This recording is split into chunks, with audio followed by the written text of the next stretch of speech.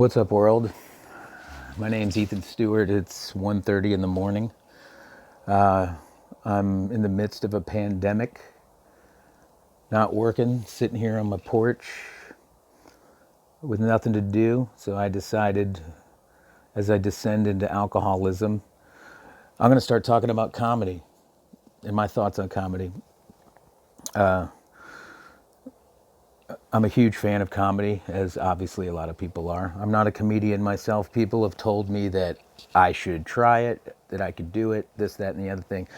And what I tell them is that it's like, well, if I can just make you laugh right here in the moment, why am I going to go on stage or travel around the country and be lonely away from the people I love just to make people laugh? I can make you laugh right in front of you. Anyway, I'm going to start setting out bits or putting out bits, and I'm not here to react to anything. I'm here to inform. For people who have never heard, you know, some great comedians, even if they've heard of them, they haven't heard them. A lot of the older stuff gets no love. It's just talked about, but you don't hear about it anymore, or you don't actually hear it. So I've decided I'm going to start sharing bits from some great comedians that you know, but you might not know the bit, or you might not know the importance of what they did and who they were. The first one I want to share is from Richard Pryor, Live and Smoke in 1971. Little back history for people who don't know a lot about Richard Pryor. Started comedy in the early 60s, 62, 63, somewhere in there. And, had some quote unquote success, television, this, that, and the other thing, but he was just kind of, he was fluff. He was doing fluff stuff. And then he had a moment where he was at an event and he walked out on stage, and all he said, he walked up to the mic and all he said was, "What the fuck am I doing here?" And he walked off the stage. And from that moment on, he started to become and became Richard Pryor. Now, for anybody who knows the history of Richard Pryor, he obviously had some issues and some problems, and he had some demons. And I think that's the irony of a lot of performers on any level, music, anybody in the arts. It's almost a Jekyll and Hyde kind of situation. Many people who get up on stage and bare their souls to you, the irony of what they are in reality is very different. It's almost like an alter ego. And Richard had a lot of anxiety issues. But the alternative to that, or the opposite of that, the juxtaposition of his personal reality, was that he just he brought overwhelming reality to the stage. This bit for me is meant to share for you to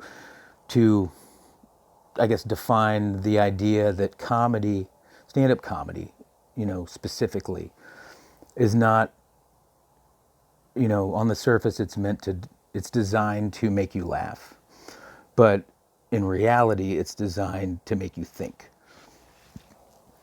It's not always about laughter, and it's these guys that do this, they exercise demons, but they make you think. They're not just there to make you laugh. They're philosophers. They are the new, in my opinion, version of some of the greatest philosophers that ever existed. So this bit, just to set it up, is Richard talking about how he'd watch people fight in the ghettos that he grew up in, but that he wasn't ever into that, and that rather than fight, he'd rather hang out with the winos. And so he starts to talk about that. So that's this bit. So I hope you enjoy it.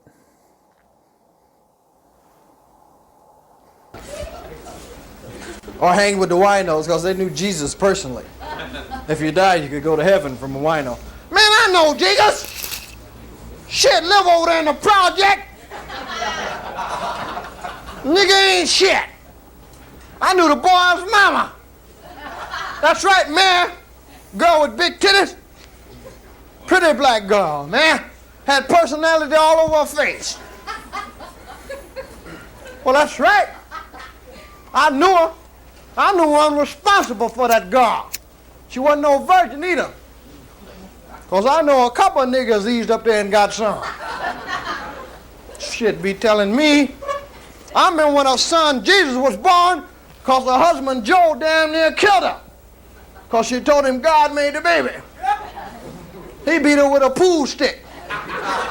Said, bitch, you gonna tell me who the daddy of this baby is. Damn near broke that bitch's neck. She fessed up. Found out it was Jimmy Walker. That's right. I knew Jesus when he was nothing, man. Little boy, I remember when he got killed. I'm the one tried to save the boy's life. 1935, June 10th. People talking about it was, what, Easter. Motherfuck that, it was June 10th, 1935. I said, boy, don't you go down to the railroad track fucking with them Jews without no money.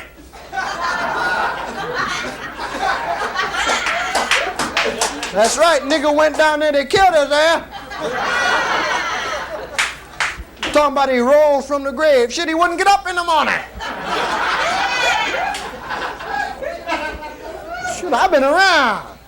I ain't no fool, I study people. I know where people's coming from. Shit, I'm a peopleologist. That's right, people don't know what I've been doing, man. I'm one of the first coloreds, man, in the FBI. That's right, J. Edgar Hoover appointed me personally, girl. Wanted somebody on the railroad to watch the Mexicans. That's right, because couldn't nobody in the Bureau at that particular time speak Mexican talk. When they hired me, I could understand Mexican, because I hear them talking, I say, what you say, motherfucker? They tell me.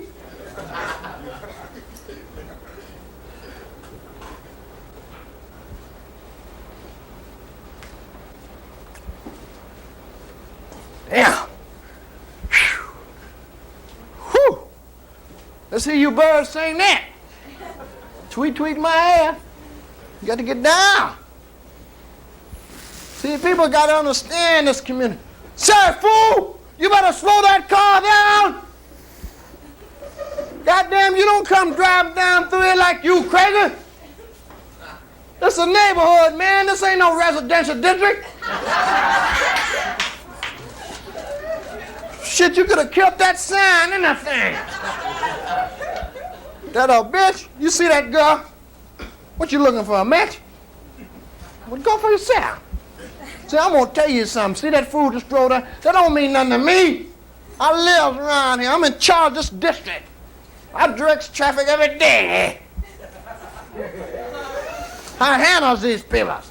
Listen to this. Look, watch. Say ice cream, boy. No, we don't want no ice cream. Can you turn that goddamn noise off? Well, don't nobody want to hear that tinkling shit this time of morning. Yeah, I get some of them Panthers on your ass, nigga. You'll turn it off. Well, jump out that car, you bad motherfucker. Yeah, I know how to get your ass back in there, nigga. Shit, I don't take no shit. I was in World War I, boy, I'm a veteran. That's right, I was in France. I was at the Battle of Chateaubriand. You don't fuck with me. I ain't no fool, I got mustard gas wounds all over my body. Mess with me. I understand. I'm pure. My great-great-great-great-grandmother was African princess.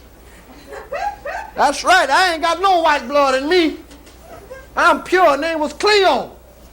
Cleo Johnson. Shit. That's right, I've been around. trying to laugh at me. You hear that car honking? Is that a camera? What that motherfucker over there doing with the camera, man? You can't film this. Can't get arrested for drinking nothing.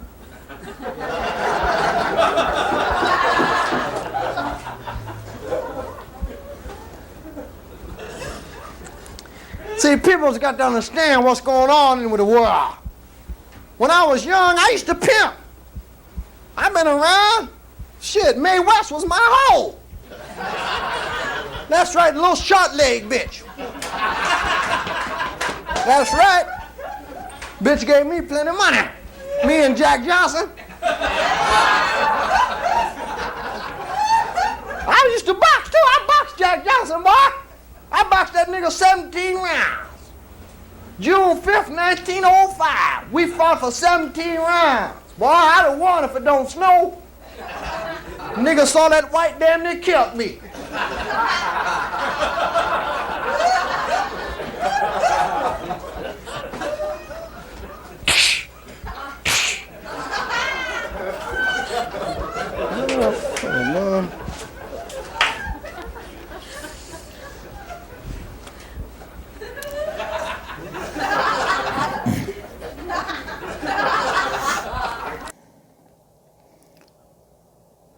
I want to pause it for a second because, you know, in the interest of showing the juxtaposition of making people laugh with stand-up comedy and then making people think, this is the moment in this bit where it goes from laughter to reality, and he makes you think.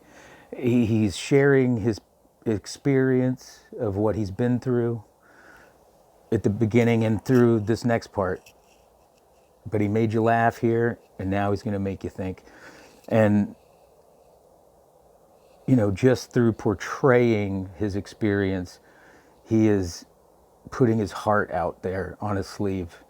He's given you raw reality, but it's his reality. It's his cathartic way of trying to deal with his personal experience and sending a message at the same time.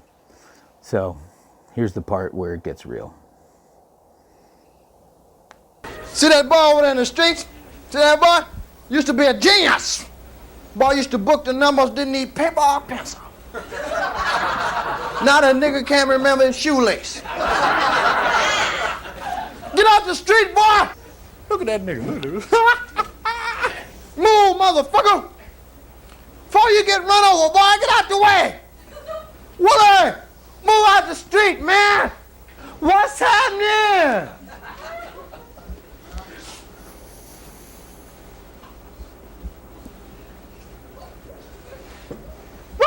What's happening?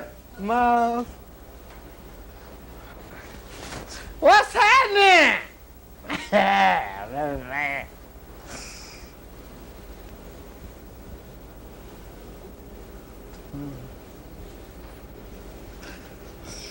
Kicked all up in his mouth. What's happening? Shit. I see you, old motherfucker. Oh, man, motherfuck these cars. I'm directing this shit.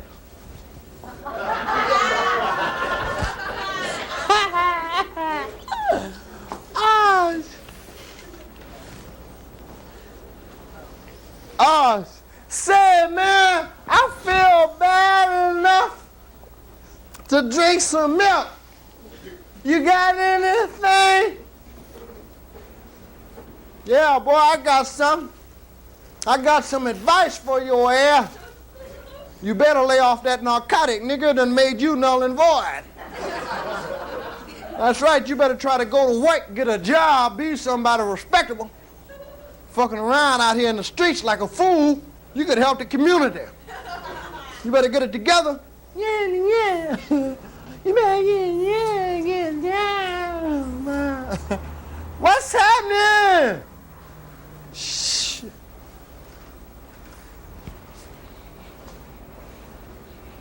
Motherfucker. I used to work, motherfucker. I worked for 5 years in a row when I was in the joint, pressing license plates.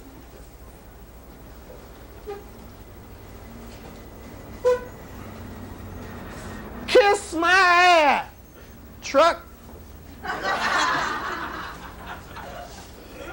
When the fuck a nigga gonna get a job out here in the street pressing license plate, man?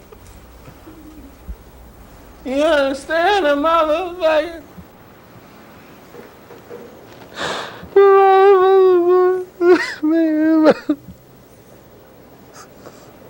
The motherfuckers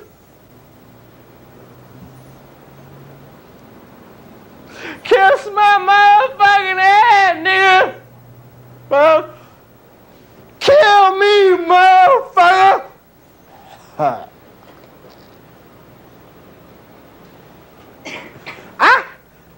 I went down to the unemployment bureau, baby.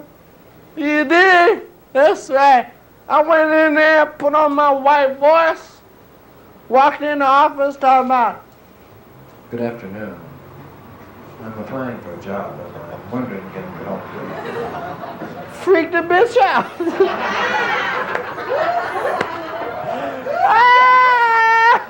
Oh, me talking about, ooh, what have you done before? Everything, motherfucker. My bitch started asking me who invented Palm Beach, all that motherfucker. I said, oh, I gotta go through all this shit to get a job. Motherfucker job. Shit, I'd rather be high. Man. Well, we all gonna get high today, boy. Can you get high for some of this, nigga? Try some of that. What you trembling? No, you can't have none of this now. You gonna tremble, nigga. What's wrong with you? I'm sick, motherfucker. I'm sick, man. I ain't had no shit, man. The motherfucking brother, the nigga told me I gotta have some money to get some dope. I did 60 days for that nigga. You understand? And the motherfucker saw me in the street, man. I was sick in the street and need just a little bit of dope. You know, just shoot me up. I'd be cool, cause he, the nigga, turned me on, man. Told me it was cocaine, baby. Say, ain't gonna fuck with you, little cocaine. It be cool. You dig? Am I lying, man? You know, the motherfucker shot me up with some big boy. And then I got it. My mama called me a dog. My mother dear, called me a dog. That's right, the bitch called me a dog. My daddy told me he don't want to see me in the vicinity just 'cause I stole his television. Shit. And I'm sick, man. I need some help. I need somebody to walk with me and talk with me till 2 o'clock tomorrow afternoon where I can get some shit. I'll be all right. I can handle this white world in, baby. I get a little shit in my veins. I can take all the shit. You know what I mean? I can take it now, 'cause my mind thinking of the shit I don't want to think about. But if you hang out with me and lie to me, you old wine drinking motherfucker. Kiss me, nigga. You do that for me, bro? I'm gonna do it with you, boy. I'm gonna walk with you, 'cause I believe you got potential. You could be somebody with a little opportunity like I had back in 1905. I went down to Mexico City 'cause that's the only place a nigga could go enjoy himself without prejudice. I went down there, spent my money. I was in Mexico City right across from the Garcia Hotel. Pancho come out and recognized me, man. punch say, hey, baby, I punch your motherfucker. And we hug and kiss and shit. And now, keep walking. Walk with me, man. I'm going to tell you about it. Me and Punch, we worked down here. Was Jeff Clifford, Ralph Johnson. So, some of my thoughts on this. Although he got, occasional laughter through that, I don't even know if his intention, I don't think Richard in this moment even knew what he was doing. He was in another place. He became those people. He became his memories. He became partly his own self. And through, portraying everything you just saw there, it was his way of instilling, or not even instilling, but imparting his reality and reality. And then think about this. That's 1971. How many white crowds had heard anything like that? Had experienced that kind of reality from a black man in America, like right in front of you. I mean, it's visionary because it's honest. I think sometimes genuine is the word that should be used for genius. Richard was a genius because he was genuine. He'd get off stage and he was terrified. And I can relate to that, I was a musician for many years, and I would get on stage and I would be a completely different person. The confidence in the person I was once I was able to become someone else was, that was the thing that I needed. I needed it, and I think Richard needed it. But as a result, if nothing else, a byproduct. Whether Richard Pryor's intention was to impart laughter and thought to people or not, or if it was just a way for him to feel or not have to be the things that he doubted about himself, one way or the other, it changed, everyone. And so, as I move forward, this is my first time doing this. I'm sure I'll do it again. As much as I love, and don't get me wrong, there's so many just one-liner comedians that I love, and I think the art of the joke, crafting a joke, is amazing in and of itself, and that just kind of baseline of the art is incredible. But it really it speaks to me, guys like Richard Pryor and guys like Bill Hicks and guys like George Carlin and guys like Sam Kinison and guys like Dave Chappelle, because they impart something greater than just needing, just the laughter. They impart some knowledge, and so I'm going to be focusing on that to start. So I hope you enjoyed it. I know that was this has been a little long, because that was a long deal, but maybe somebody will hear this and start to realize what I'm talking about, or just agree with me. Either way, bye. Stay safe, stay home.